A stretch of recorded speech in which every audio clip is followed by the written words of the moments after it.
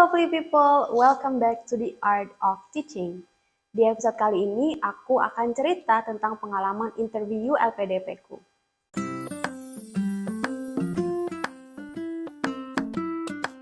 Waktu tahun 2016, aku ikut seleksi beasiswa BPI LPDP untuk tujuan universitas luar negeri. Jadi walaupun interviewnya menanyakan dengan bahasa Indonesia, karena tujuan ke luar negeri aku harus jawab semua pertanyaannya dengan bahasa Inggris. Nah, sebelum aku mulai, aku mau ingetin ke kalian bahwa pertanyaan interview saat wawancara LPDP itu adalah berbeda satu kandidat dengan kandidat lain. Jadi apa yang akan aku kasih tahu di sini mungkin akan berbeda dengan orang lain yang orang lain dapatkan ketika mereka interview. Durasi interview orang juga beda-beda. Ada yang 30, ada yang 40 menit, dan aku sendiri waktu itu 15 menit. And I think I did well karena aku dapat beasiswanya.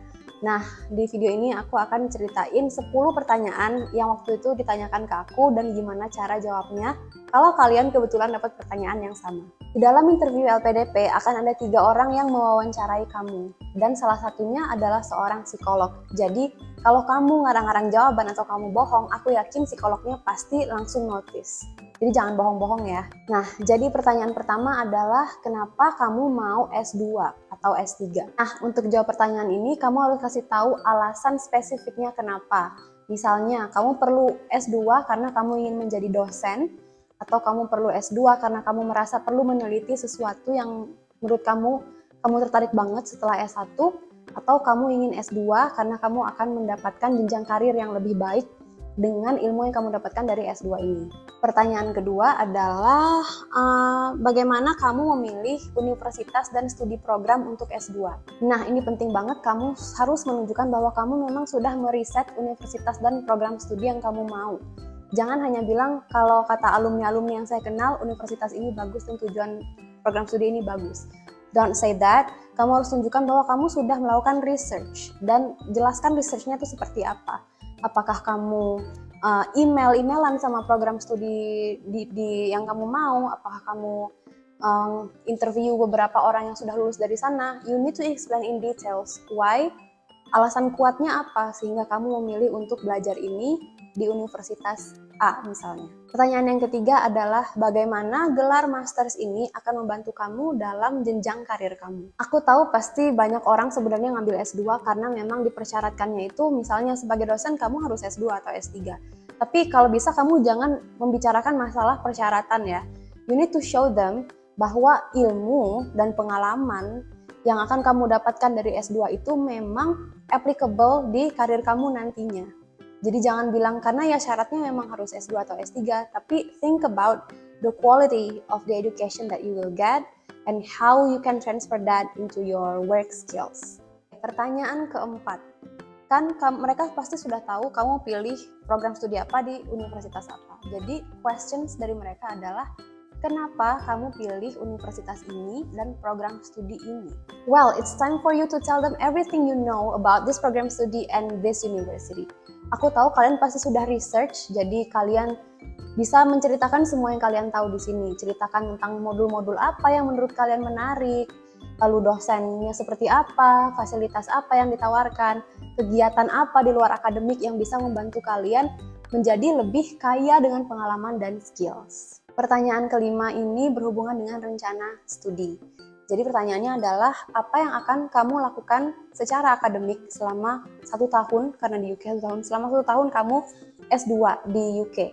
Oke, untuk menjawab pertanyaan ini kamu harus spesifik, kamu harus jelasin semester ini kamu ngambil mata kuliah apa aja, semester depan apa, terus nanti ketika disertasi kamu akan melakukan research tentang apa, lalu kegiatan apa di luar akademik, maksudnya misalnya field tripnya itu mau kemana, apa yang akan kamu lakukan. You need to be really clear as if you already did a lot of research on this one, as you should. Pertanyaan keenam, apa yang kira-kira menjadi tantangan terbesar kamu saat kamu melakukan master's degree di luar negeri? Oke, untuk menjawab pertanyaan ini, kamu nggak hanya perlu untuk kasih tahu tantangan-tantangan apa saja yang akan kamu hadapi, tapi juga how you will come up with the solution to overcome those problems or those challenges. Waktu itu jawabanku adalah Tantangan terbesarku adalah aku takut aku akan kehilangan banyak waktu untuk sosialisasi karena aku terlalu sibuk dengan kegiatan akademik gitu. Jadi problemsnya itu adalah aku takut nggak bisa waktuku antara belajar dan have fun dengan teman-temanku atau bersosialisasi dengan orang lain. Nah, cara aku mensiasatinya adalah I tell them that I created a study plan. Jadi dalam satu kalender itu aku udah tahu jadwal-jadwal kuliahku apa, pulang jam berapa, setelah pulang kuliah aku mau ngapain, kerjain tugasnya kapan. So I know how I can spend my time wisely and I know how to balance between academic and to socialize with others. Pertanyaan selanjutnya adalah bagaimana kamu bisa tetap membuat diri kamu semangat selama S2 walaupun ada banyak masalah yang terjadi.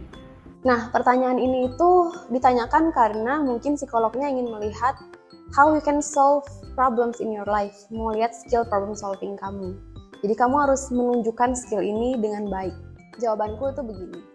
Aku kalau sudah punya goals untuk sesuatu yang aku sangat inginkan, karena aku adalah orang yang sangat ambisius, aku selalu cari cara untuk meraih goal itu.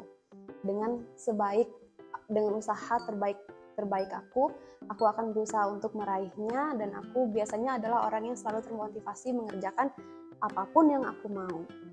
Nah, jawaban itu tuh kurang cukup guys. Bisa lagi ditambahkan dengan kamu harus cerita apa yang biasanya kamu lakukan kalau kamu menghadapi suatu masalah. For me, when I have problems, I always rely on my closest friends. Aku menjaga hubungan baik dengan keluargaku dan orang-orang yang aku sayang dan yang selalu support aku.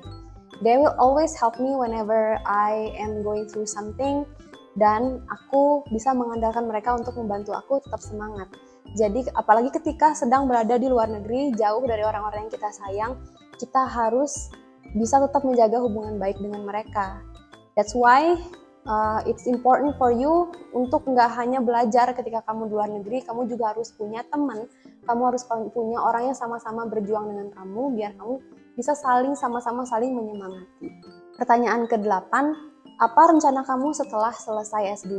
Nah, ini tuh adalah menurutku pertanyaan terselubung, karena this is their way of checking apakah kamu memang berkomitmen untuk kembali ke Indonesia dan tidak menetap di sana dan melanggar kontrak LPDP. Ceritakan apa yang benar-benar akan kamu lakukan setelah studi. Dan ini tuh harus terlihat seperti rencana yang konkret, as if you're already planning everything. Misalnya, kalian sudah punya pekerjaan dan kalian ditunggu oleh atasan kalian untuk pulang dan bergabung kembali dengan perusahaan tersebut, itu satu alasan kuat. But the most importantly adalah kamu harus menunjukkan bahwa kamu itu pulang bukan hanya karena you don't have a choice, but because you are going to contribute back to Indonesia. Nah, berkaitan dengan pertanyaan sebelumnya, pertanyaan nomor 9 adalah bagaimana kamu akan menggunakan apa yang sudah kamu dapatkan dari studi di luar negeri dalam kontribusi kamu kepada Indonesia. Untuk menjawab pertanyaan ini, kalian harus pikirkan lagi apa sih alasan kalian S2, masalah apa sih yang ingin kalian pecahkan di Indonesia sehingga kalian harus ke luar negeri untuk mencari jawabannya.